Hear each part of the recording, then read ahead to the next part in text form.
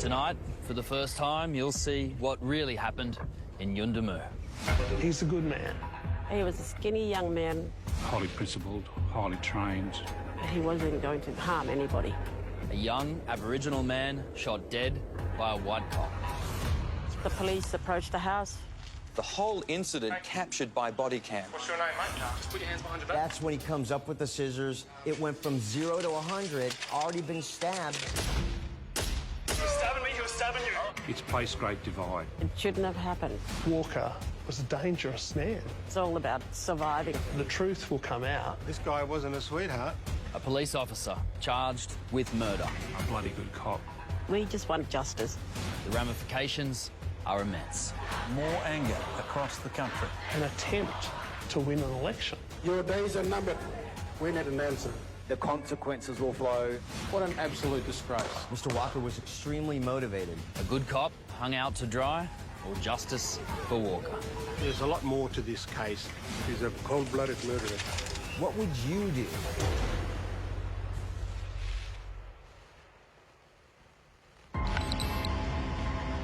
Rolling. You are watching Bodycam vision of police from Alice Springs. Much of it has never been seen before. Radio check. You hear that? You want to watch here, and I'll check here. They're in an Aboriginal community called Yuendamu, deep in the central Australian desert. Is this funny, eh? Can you come here for a sec? Can I ask you a question? Hey, missus, where's Arnold at? The young man they're looking for is Arnold Walker. Can we go check inside? So you don't know who else is in the house?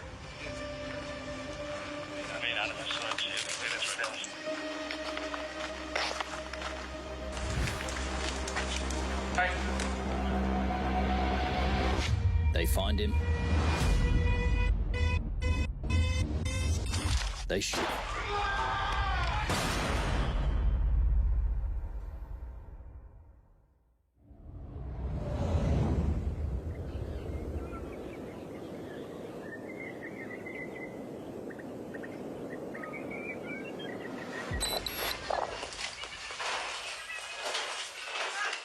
November 6, 2019, and local police have an arrest warrant for Arnold Walker.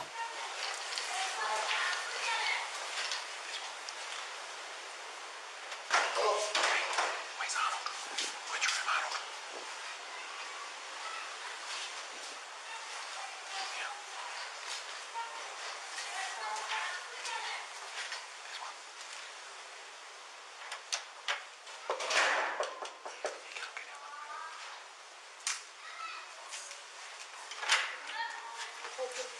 Where's Arnold? Hold on. Turn around, Arnold. No, talk a lot in Turn around. After we handcuff you. Turn around. Come on.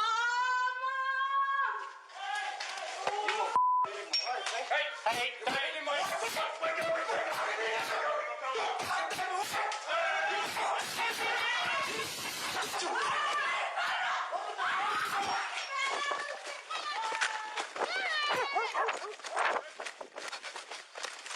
They give chase, but they lose him in the scrub. I got the spray. I was had to pull that out. I was stuck. I just begged for mercy, basically. Yeah, he's waiting for us. Pretty much. Arnold Walker disappears.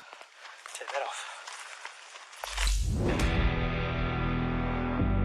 3 days later, police find him again. It will be his last day alive. A black man killed by a white cop. It's why some are calling this Australia's George Floyd moment. This case has ramifications for the entire country. You have a 19-year-old Indigenous man, Arnold Walker, shot dead by a white cop, Zach Rolfe. Now, both sides are absolutely certain that they are in the right. Now, Rolfe, a policeman, has been charged with murder. Now, if he's acquitted, there'll be riots. But if he's convicted, there's an entire police force that will feel betrayed. The stakes are high.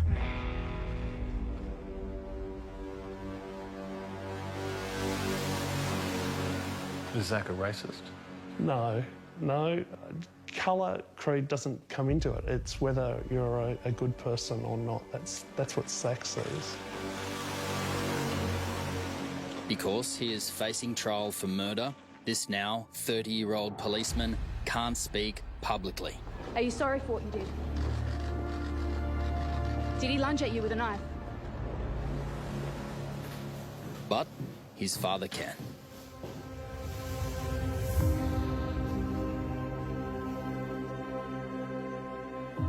There are calls for calm tonight after a police officer in the Northern Territory was charged with murdering an Indigenous teenager. The 28-year-old is accused of shooting teenager Kumanjayi Walker in the remote town of Yuendumu, 300 k's from Alice Springs on Saturday night. So, who is his son? Who is Zach Rolfe? Where there's a chance of helping people, he does. If there's a need to put himself out there to try and save somebody, that's what he does. He's a good book.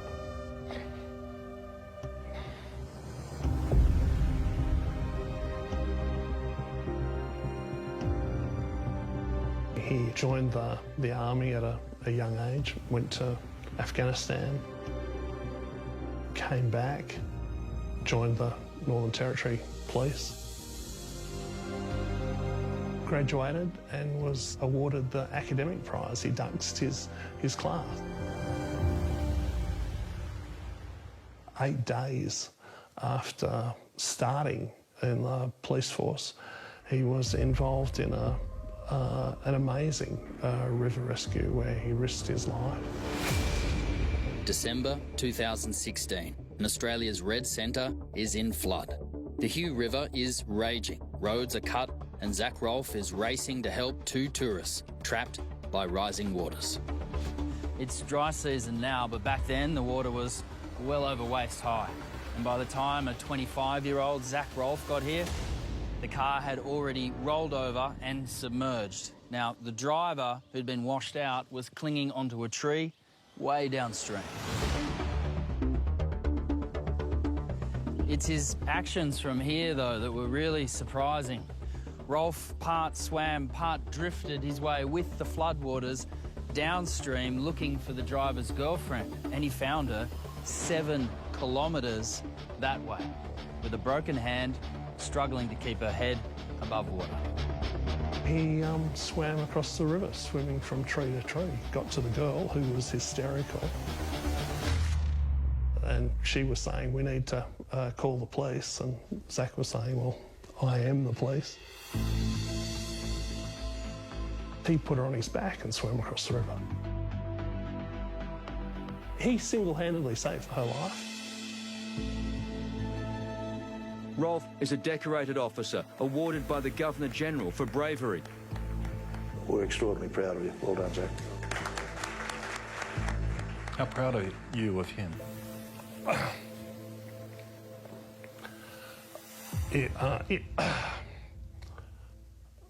Incredibly proud. Do you still intend to plead not guilty? But essentially the claim is that he's a cold-blooded killer. Why are you Yes. Yeah, that's the claim. Between the first shot, the claim is that within the next 2.6 seconds, he formed the intent to kill a 19-year-old.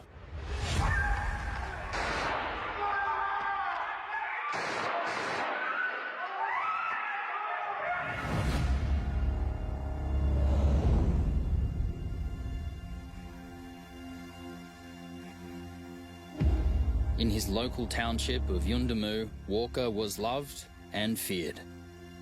He was popular with friends and family, but he could be violent. To understand the man, it helps to understand where he grew up. Arnold lived here in Walbury Camp, just outside Alice Springs, but it was not an ideal childhood. Both his parents passed away when he was young. Both of them had problems with alcohol. His father passed away in prison. He was raised here by his stepmother. Walker was born with fetal alcohol syndrome, and life grew steadily worse from there. Best Price is one of his grandmothers. He didn't have a father to be there to raise him, and he didn't have his birth mum. And with young men, once they become, past the age of 16, you're left on your own to fend for yourself in our culture. And people would have tried to point him in the right direction, but it was difficult. This is Arnold Walker's criminal record. His first offence is at 14 years of age. By 19, his rap sheet runs for more than 13 pages. A long list of charges and convictions for theft, assault, break and enter, and attacks against police and women.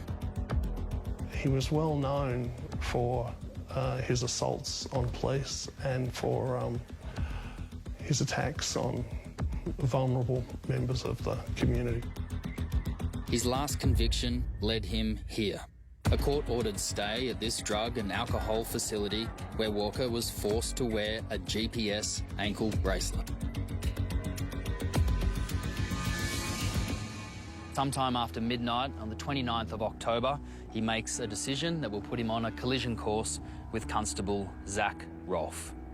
He cuts off his GPS monitor, he jumps the fence, and he disappears into the night. Walker is now a fugitive. On November 5, an arrest warrant is issued. The following day at Yuendumu, inside House 577, local police find him. He charges towards them with an axe.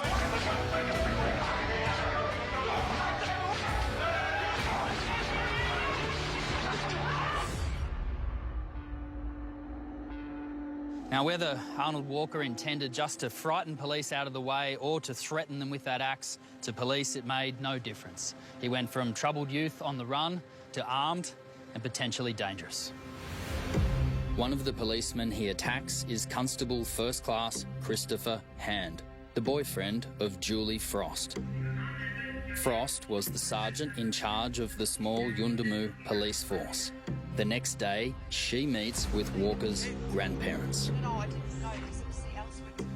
She explained to the grandparents that if Walker didn't surrender within 2 hours, that she would organise to get the tactical police to come to Yuendumu, where they would hunt Walker down like a dog and shoot him.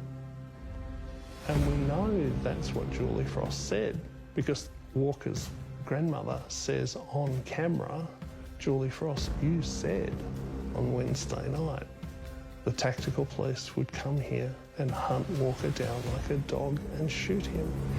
When I heard you say that they was going to bring a task force in here to be able to look for him and hunt him down like a dog, that's... You said, they might be able to shoot him too. I can only imagine that information spread like wildfire through the community. Thanks to the axe incident in that very house, it's now far too hot for local police to handle. An immediate response team is called in from Alice Springs, among them Constable Zach Rolfe. Richard Rolfe says neither his son Zach or Zach's partner were warned by Julie Frost of her comments the day before, or the anger they'd caused. For the guys from Alice, they're walking in cold. Worse still, they've been told to make the arrest soon after the funeral of a respected Yuendumu elder, who is also Walker's grandfather.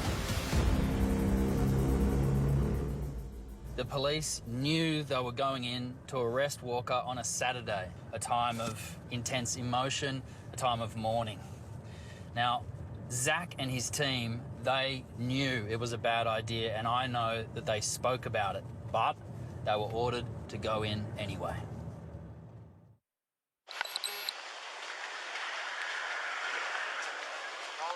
Roland, you want to watch here? Yep. And I'll check here. Hey, miss.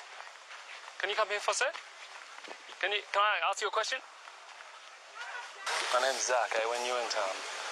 We're here to grab up Arnold, This house or this house? Arnold Walker. You seen this man? The footage of Zach walking in, I mean, he's the most professional, most courteous, most polite police officer ever. Hey, little one. Hey, missus. Hey, missus, where's Arnold at? They have no idea where Arnold Walker is. Go check inside? All right. Local police could have helped, but Julie Frost denied the request for assistance. Who went in the back there? Someone went in the back room. Who's that? So you don't know who else is in the house?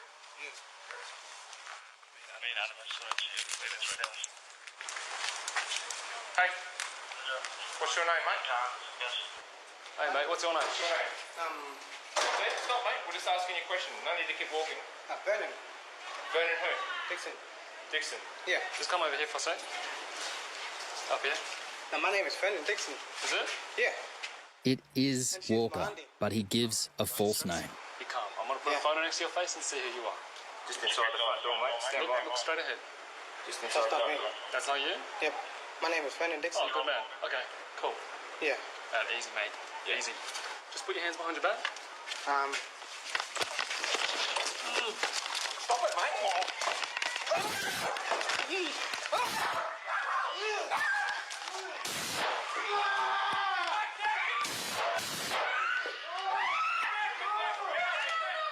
Give me your arm. Give me your arm. Did you? It's all good. He was stabbing me. He was stabbing me. Okay, boss. It's all good. He's got scissors in his hand. He was stabbing me. He was stabbing you. All right, boss. He's got scissors right here. He's got scissors right here. Let go of the scissors. Let go of the scissors. Oi, get everyone here. In total, Rolfe has fired 3 shots. The first into the middle of Walker's back. The second and third into the left side of Walker's chest. The time between shots 1 and 2 is 2.6 seconds. Remember this, it will become crucial later on. Walker clearly states he was going to kill them after the third shot. The lives of both police officers were still at risk. Both Rolfe and his partner have been stabbed. Zach in his left shoulder, his partner Adam above his left armpit.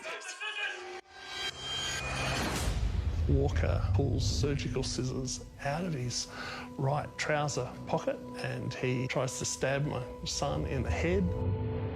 And then he does stab Zach in the shoulder, and then Zach steps back immediately to create distance. Zach fires 1 bullet.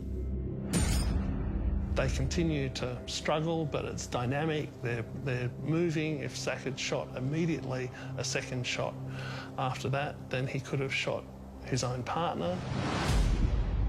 As Walker and Zach's partner fall to the ground, Zach's partner is actually in more danger when they're on the ground, because suddenly he doesn't have his feet, he can't create distance, he can't jump back. Zach, 2.6 seconds after the first shot, goes to a single-handed grip of the gun so that he can push his partner's body away to protect his partner, and fires twice more. Zach's partner is lucky to be alive, and Zach. What Zach did was professional, courageous, and necessary. Walker is brought here to the Yuendumu police station. It's just up the road. Now, Alice Springs Hospital is more than 300 kilometres that way. The police know they're on their own. Oh, let's get him up and let's go. I here for our safety. Let's go. We've got the scene here at this point. We've got to get out of here for our safety. Call for suspects. Go ahead. 3 gunshot wounds.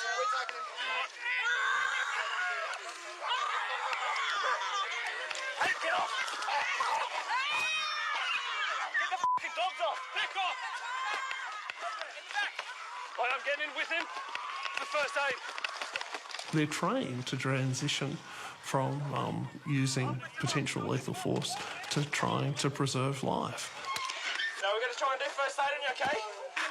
In the military, they call it the golden hour. If Walker doesn't get medical help within 1 hour, his chances for survival are slim. When Walker says, "Please help me," Yeah, we got you, brother. Once you get to the station, we'll get you first aid. I got you. and Zach says, "Yeah, we got you, brother." I mean, that says it. We got you, brother.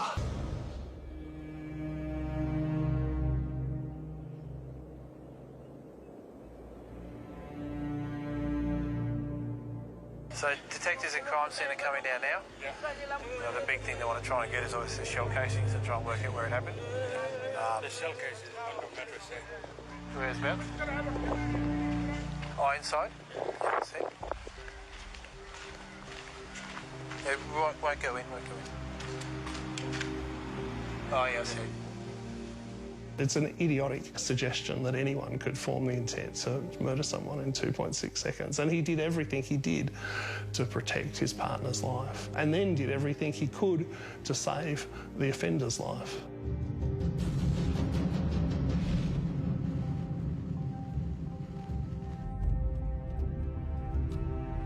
Yeah, let's go.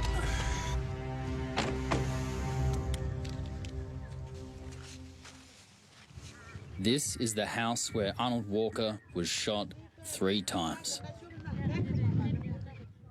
When they come past and visit us, they bring the flower and they leave it here. Can my cameraman see? Yeah. So just tell me. That is shirt, memory. It's a shirt. He was wearing, my grandson was wearing it, and The police the police always push him.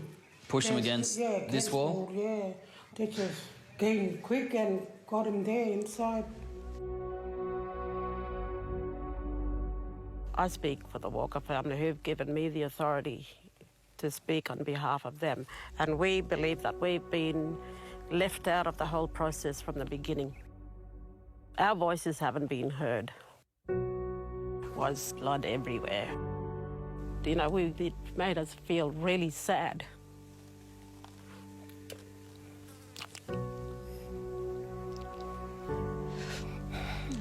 To see how a young man, a human being, could be treated like that. It would have been done better.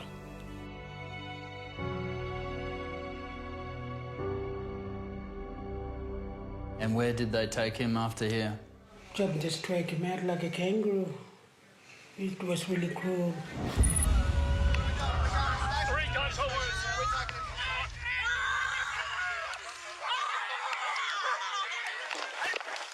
You're all right, mate. Get him in, Donnie. Once you're in, grab some gloves. This is Zach Rolfe's body cam. You got any injuries, mate? No, it's to the head. Scissors, and then he tried to stab the ambulance. I tried to get what I could. The following pictures are distressing. What we're doing, we're just waiting you here until the ambulance comes, okay? It shouldn't be too far away. It's clear that police with limited medical equipment do their very best to save Walker's life. Yes, I know it's hard to breathe, okay? Arnold, I know it's hard to breathe, mate. Walker's lung has been punctured and air is releasing into his chest cavity. Outside the police station, an angry mob is forming. Can race this police station and race police. So we just need to find a defib.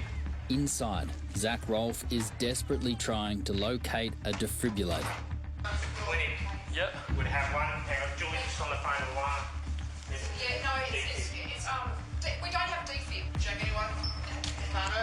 But Zach continues looking until he finds one. Hey, bro.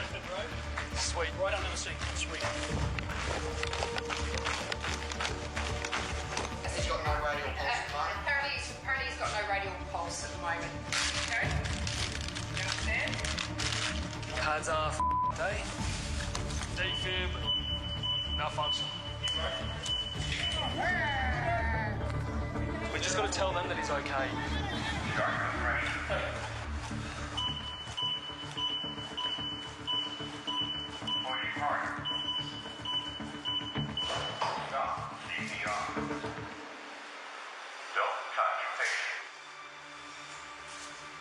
So we calling it?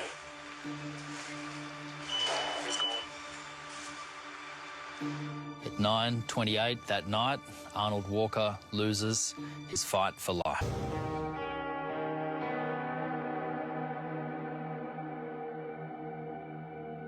Has there been any talk amongst the family about the time taken between the first shot and the second shot? 2.6 seconds. It shouldn't have happened. It was too long. The action they took from the first shot to the second shot was too long, and we wonder what happened in between and how it could have been avoided. Is this a lawful shooting, or is it murder?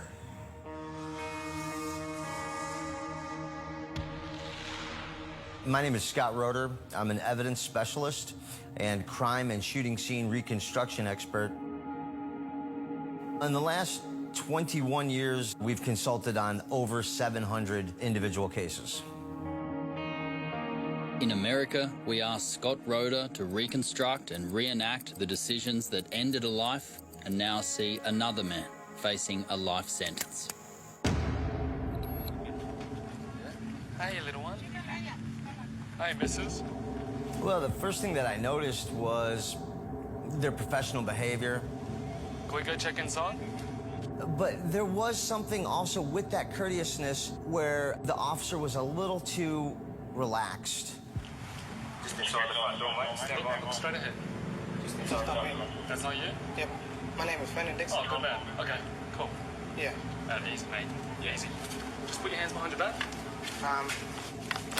When it goes from 0 to 100, I don't think he was ready for that attack.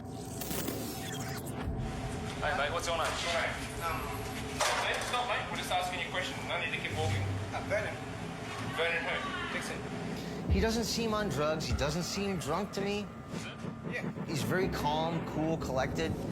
Inside the front door, mate. Stand by. Look straight ahead. Stop, mate. That's not you? So right when they hold the cell phone up to his head, he knows he's going down. And at that time... Just put your hands behind your back. That's when he pulls the scissors out. He was an existential threat. He was the most motivated man in the room. Now, how long does it take for me to be fully compliant and then right at you? I could get 1, 2, 3, 4 stabs in you before you even realize what's happening. Just put your hands behind your back. So the officer tries to maintain control of the arms to diminish the threat. One officer is now injured. He's got these scissors buried deep into his shoulder. So not only does he have to make a good decision, but he's got to make that good decision balanced with pain, balanced with adrenaline, Stop it, mate. and the safety of his partner. Officer Rolfe responds by unholstering his weapon and shooting 1 time into his back. He fought through that first gunshot like it never even hit him. He was fighting harder, I would argue, after the first gunshot. Let's talk about that 2.6 seconds between the first shot and the second shot. Now, the prosecution argument is the first shot was defense, that they were carrying out the arrest. The second and the third shot is murder. I want to be respectful, but that's ridiculous assertment. I don't see any difference between the first, second, or third shot during this instance, because the first shot, you're reacting to being attacked. All right, let's ID you here. All right, put your hands behind your back. Ah! Now, you think about 2 to 3 seconds, right? 1 1,000, 2 1,000, 3 1,000. Sounds like a long time sitting here talking to you, but when you're in this high adrenaline situation, it goes by in the blink of an eye. Officer Rolfe has discharged the first shot, and he now has 2.5 to 3 seconds to make the following decisions. Was the first shot effective? Apparently no. From the body camera, Arnold Walker was still fighting with everything he had. Was his partner in danger? The answer to that is probably yes. Now, right here starts that 2.5 seconds. Even though his body weight is on his arm up to the elbow, he's still got movement underneath to stab in the stomach or get him in the armpit, which is dangerous. Any fleshy point to hit that's not a bulletproof vest. So I think even though his movement is limited, it's temporary limitation of his movement because you don't have full control of him. Can he get off another shot safely? All in 2.5 seconds. So he has to make those decisions. One shot.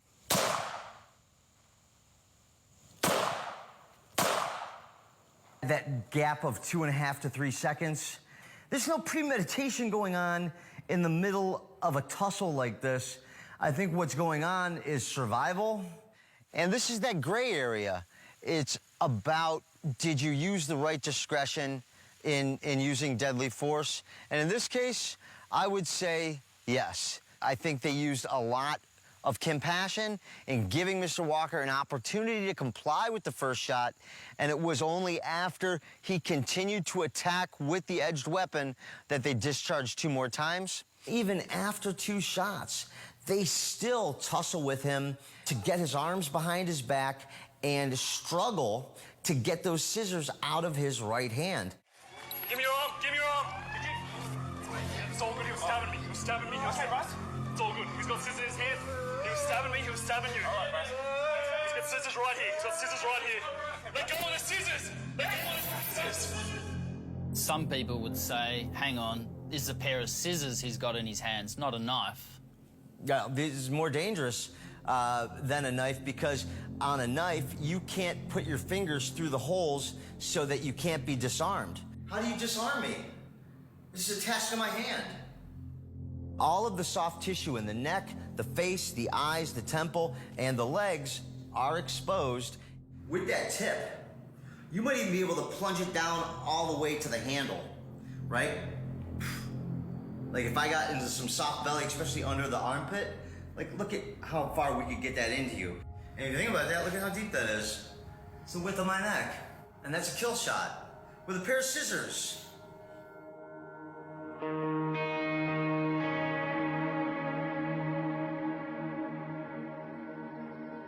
He was a skinny young man, and these police officers were, you know, healthier and stronger than him, and they could have outmaneuvered him. They could have tackled him.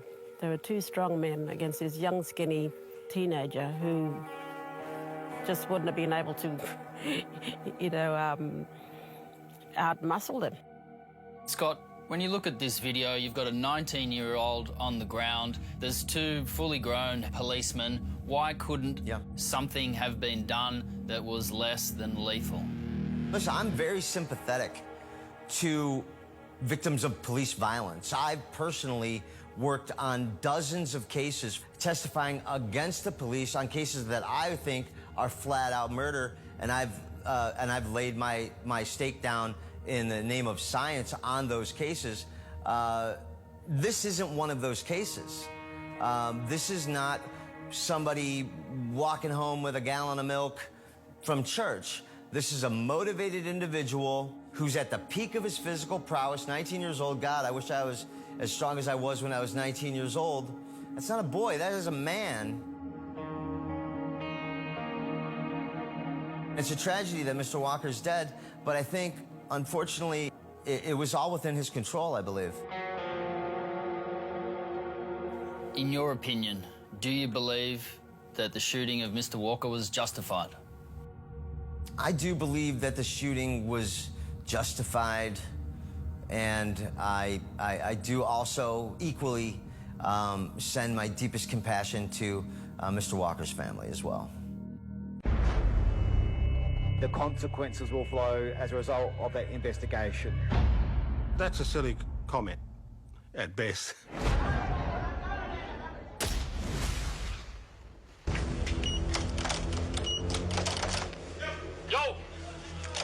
Hey, brother, we need gloves. And when I bring him in. On the night Arnold Walker died, Constable Zach Rolfe had his gun taken. But at the moment, anything happens, mate, you go straight. He's getting treated, just keep it there. Actually, take the whole gun belt. Take the whole gun belt, Tony. Yeah, that's just... I'm not happy with either of it. Yeah. I'm not happy with either of it, but you're in charge. You're going to be in there, so you're not going to be, yeah. You're going to be with him this time. All right, tell me where you want me. Yeah. All right, so gun belt on. That's what you've been doing up to now? The next day, Sergeant King flew from Darwin to calm the Yundamu community. So the reason that policeman did what he did was because he thought he was going to die, because he got stabbed. So he had to go to hospital in Alice Springs to get looked at as well. Okay, so it isn't a case of he's shooting for no reason. That is not the case. All right? It's not a no reason one. Initial investigations apparently clear Rolfe. My understanding is that the main investigator who had viewed the footage over and over again had cleared Zach. But higher up the chain of command, it's a different story. Investigators on the case are being pressured to see if it's possible to charge Rolfe. If only we knew what was happening behind the scenes with the police running the investigation. Turns out we do. Disgruntled sources from within the Northern Territory Police have sent us the day-by-day handwritten notes from the detectives involved. Get ready. At first, Zach Rolfe's actions are cleared as correct police procedure. Circumstance in which force causing death or serious harm is justified. As per training, appropriate response is to use firearm and to contain threat. And to the question, should he be arrested? Advised that any arrest would have to include reasonable grounds that an offence has taken place. At present, I do not hold that belief. But as the days go by, there is this from Sergeant Kieran Wells. Extremely concerning that crucial elements of an extremely serious criminal coronial investigation were being hastened for no discerning justifiable reason. And something unheard of. Detectives told to sign confidentiality agreements. It's clear something is happening. I'm sorry that I have to be here at such a tragic time. Chief Minister Michael Gunner heads the Northern Territory government. They asked, Chief Minister, what will you do? On November 12, 3 days after the shooting, Gunner flies to Yundamu on a private plane with Police Commissioner Jamie Chalker. Then, when they arrive at a heated meeting, he says this. The coroner will investigate, and I can promise you that that investigation will be independent and the consequences will flow as a result of that investigation. Oh, that's a silly comment, at best. A silly comment. Now, money right if the should have been locked up. If it was black people like us, we go straight to the cell. You've got to calm a situation down. That type of comment does sort of like toss a bit of fuel on the fire. He's a cold-blooded murderer. It puts in people's mind there are certain things that are going to happen. And I think that's the wrong way to do that. And the consequences will flow. The very next day, on November 13, Senior Investigation Officer Kirk Penuto writes this in his notebook. Stated direction had been given to effect arrest Rolfe with view to charging 156 or murder. Suspiciously, only the day before, an unsuspecting Zach Rolfe is directed to fly to Darwin. So why move Zach Rolfe to Darwin when he lives in Alice Springs and the shooting also took place near Alice Springs? Well, it would become clear in the hours after he landed here at Darwin Airport. You see, Rolfe has a lot of support amongst rank-and-file police. So, senior police hatched a plan for one very specific reason. They wanted to make sure that his colleagues at Alice Springs would not have to do what came next. 5 o'clock on the Wednesday afternoon, a few hours after the Chief Minister had promised that the consequences would flow, and that's when 5 detectives arrived up at where they were staying. Zach was arrested, taken to the watch house and put in jail cell number M3. Suddenly everything's okay to now Zach's being arrested and charged with murder. Retired Detective Senior Constable Alan Sparks is a close family friend of the Rolfes. He knows the case well. If you're going to prefer a charge of murder against somebody, you want to make sure that you've got all the information you have to justify that charge. And I was thinking, well, how can something just change and suddenly where's the evidence to justify this charge? While police notes suggest the final push was from the Director of Public Prosecutions. Matt Nathan, Deputy Director, and Director Jack Karczewski support and recommend charge of murder. The question is, how far up the chain of command did these conversations go? You've got Kim Morgan from the Chief Minister's office. Let's leave or name and number after the beep. That is the office of Michael Gunner, the Chief Minister, and they're no longer taking my calls at the moment. There has been some correspondence back and forth, and so far he hasn't wanted to comment because he didn't want to be seen to exerting any political influence in this case before it goes to trial, and that is fair enough. But my question is this: was he this removed, was he this silent back when the investigation into Zach Rolfe was taking place? I think that he was convinced that he could get a lot of votes if he threw Zach under the bus. Well, the fix was in. There are still late developments on this explosive story, and we thought it best to update you right now. As we go to air tonight, there are still late developments on this explosive story, and we thought it best to update you right now. As one source put it to me, the inquest into how all this happened will be bigger than the murder trial itself. Police in the NT are leaving in droves, more than 200 since Rolfe was charged. No less than the Assistant Commissioner, Narelle Beer, resigned last month. I can tell you now it is because of the way this investigation was handled. And the lead coronial investigator on the case, Scott Pollock, a veteran described to me as the best in the territory, was placed on extended leave over this document, now known as the Pollock Report. In it, he is critical of the investigation, so he was replaced. Career over. And right to the top, I have confirmation of a meeting between the Chief Minister, Michael Gunner, the Police Minister and the Police Commissioner on the day Rolfe was charged with murder. Something in all this is rotten to the core. And that's not to say Constable Zach Rolfe is innocent or the shooting was justified. The courts and the evidence will decide that, and that's how it should be.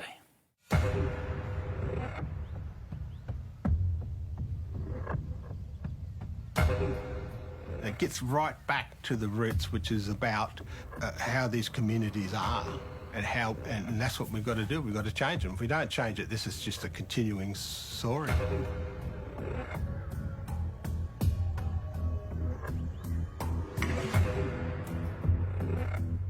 Am I proud of him? Incredibly. Am I proud of him for trying to save Walker's life? Yes, I am. Am I proud of him for trying to save his partner's life? Yes, I am.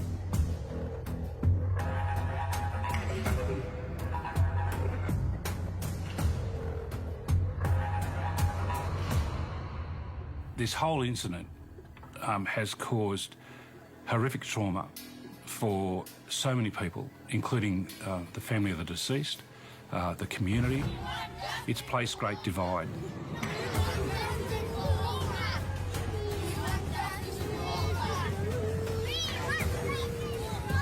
Police officers and that were in danger. You can't say they were not in danger.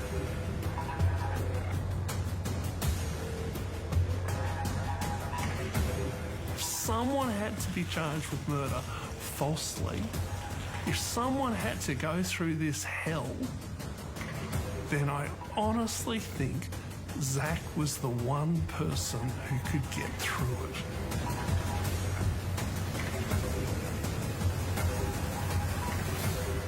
We just want justice.